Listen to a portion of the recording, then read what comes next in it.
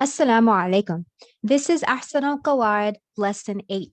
In this lesson, we are going to be focusing on page 5 in your book, so you want to open up to that page to follow along. For this lesson, we're going to be looking at the Arabic letters in their beginning form. So the colored letters at the top of the lines here are going to be the letters that you should recognize that we've learned in the previous lessons, and the letters at the bottom in black are what the letters look like in the beginning form. So we'll start with this first one. It's ba, ba, and ba at the beginning down here in the black color. All it's done is it's chopped half of its body off, but we recognize ba by the one dot at the bottom. Ba, ba. Our next letter is da, da, and it's the same deal. Almost half of the da is cut off, but we recognize da in its beginning form by the two dots on top. Next letter is tha, tha. And in its beginning form, the way we can recognize it is by the three dots on top. For our next set of letters, the jim, the ha, and the kha, what you'll notice, or what you should notice about the letters in the beginning form, is that the belly portion of these letters, or the bottom hook portion of these letters, has been dropped off. And the way you can differentiate between the jim, ha, and kha is by where the dot is placed. So the jim has a dot on the bottom, ha has no dot, and kha has one dot at the top. So going over this line again, ba, ta, tha, jim, ha, kha. Okay, so going to our next line here, we have our dal. And dal and dhal are a special case because when they come in the beginning of a letter, they're going to look exactly the same as the purple and the green dal and dhal that you see. So in the black letters that they've written at the bottom, they're showing you what a dal and a dhal looks like when they're connected to a letter that comes before it. So that's what this little squiggly line is that comes before the dal. Letters that come before the dal will be connected to it before the dal, but dals are not connected to the letters after. So they're going to look like how they look in their normal form. So we have our dal and our dhal, and dhal is a dal with a dot. So you want to become a dots expert to recognize the difference. Our next letter is za. And za is the same case as the dal and the dhal, where when it comes at the beginning of a word, it's going to look exactly the same as how it looks in this red form here. And what they've written in the black form is what za looks like. Another way it can be written. It kind of reminds me of a check mark. And so that's another way that you could see za written. Now you may notice that they have skipped ra, and if you did, good job. So ra looks exactly like the za does. It's just that ra has no dot. All right. Moving on to our next set of letters, we have our sheen and our sheen. And what you'll see about when the black letters, when they are in their beginning form, we just cut off the little hook part at the end.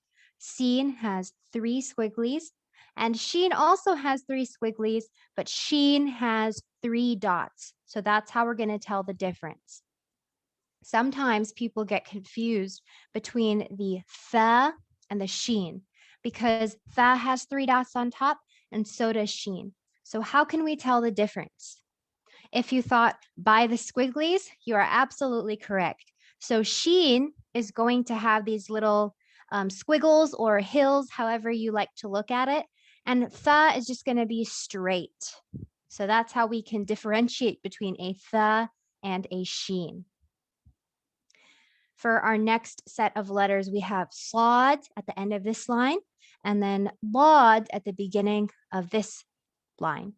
So saad and daad, just like the sheen and the sheen, the little end hook part will be cut off when they come at the beginning of a word. And daad is a saad with a dot. So you want to make sure you understand which letter has a dot and which one doesn't.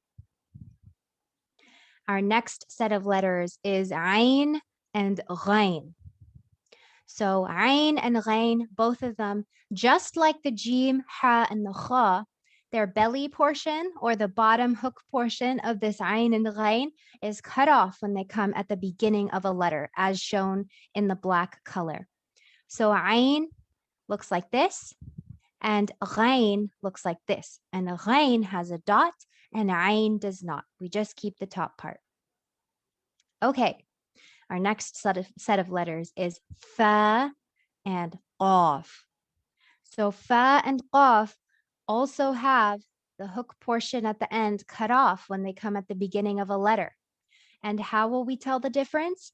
Well, fa has one dot at the top and qaf has two dots at the top.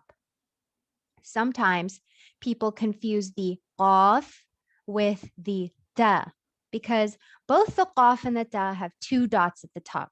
So how can we tell the difference? If you thought the qaf has a little circle at the top of it, you would be correct. So qaf has this little squiggle or circle that comes at the top with the two dots, and ta is just a straight line. So that's how we can tell the difference. For our next letter, we have kaf. And kaf at the beginning of a letter looks pretty much nothing like the kaf in its original form.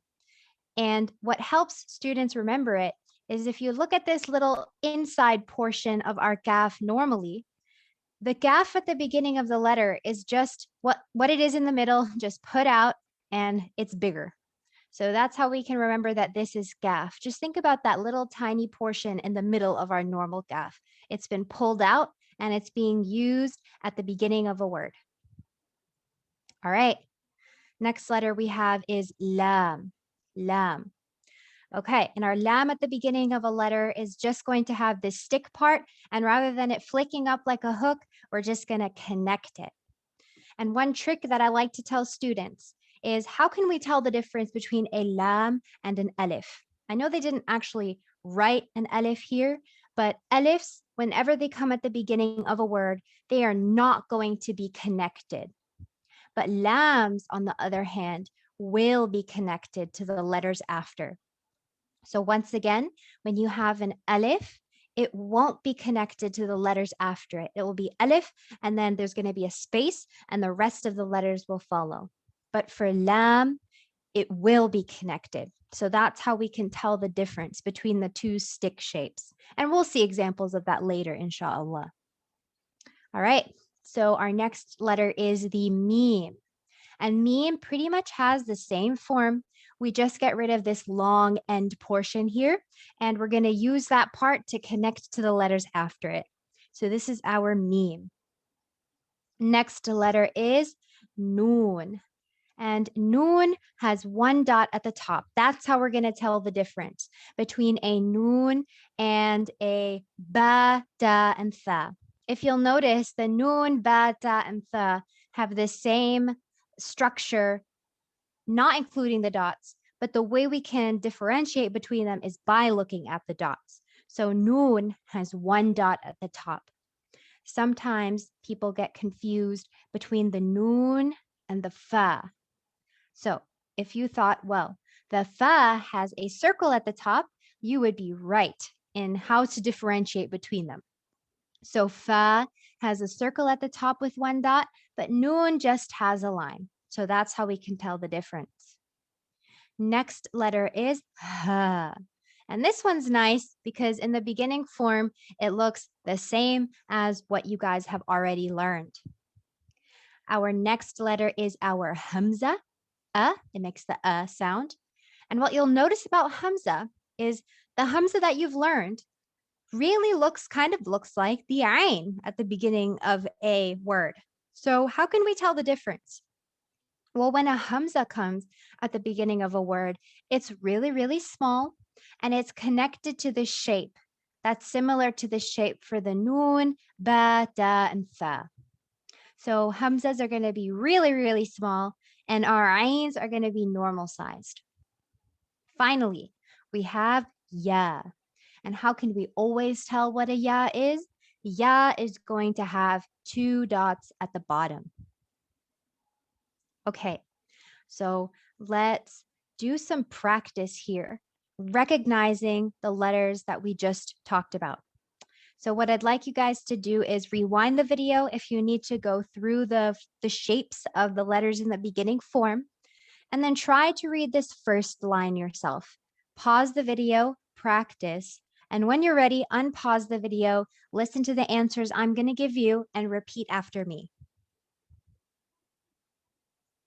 So this first letter we have is ghain, gha, lam, la, hamza, a, ba, ba, saad, sa, kha, kha, fa, fa, fa, fa, and ha, ha. Okay, I want you guys to pause the video, practice this next line, and unpause it when you're ready to hear the answers. So this first letter is noon, na. Next one, dal, da.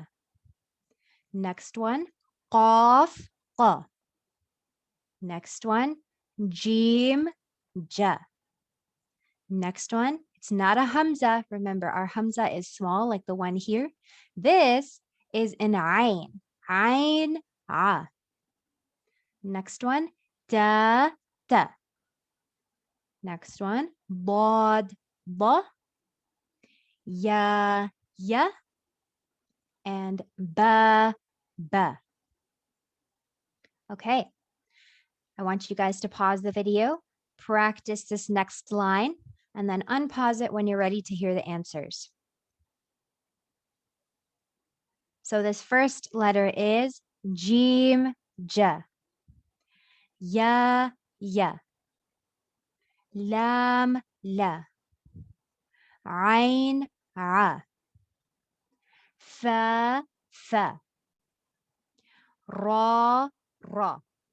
So I know in the alphabet above, they didn't include the ra, but this is what the ra looks like. It's a za without a dot. Next letter is saad, sa. Then kaf, ka. Then ghain, gha. Okay, last line. I want you guys to pause the video, practice this line, and unpause it when you're ready to hear the answers. First letter is sheen, sha. Dhal, the. Hamza, a.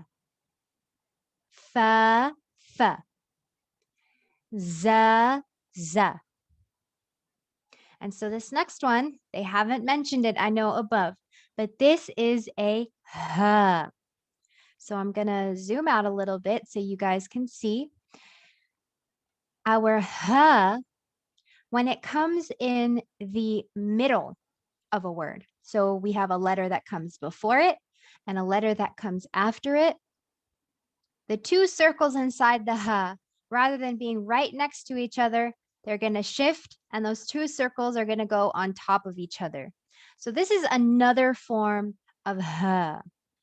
And this is the form of ha that we see when it comes in the middle of a word. All right, so 3 more letters on this line. We have ha, ha, and remember, this ha comes from deep within our throat, and this ha comes from the top of our throat, and it's a harsher sound. This letter is qaf, qa, and our last letter is daad, ba.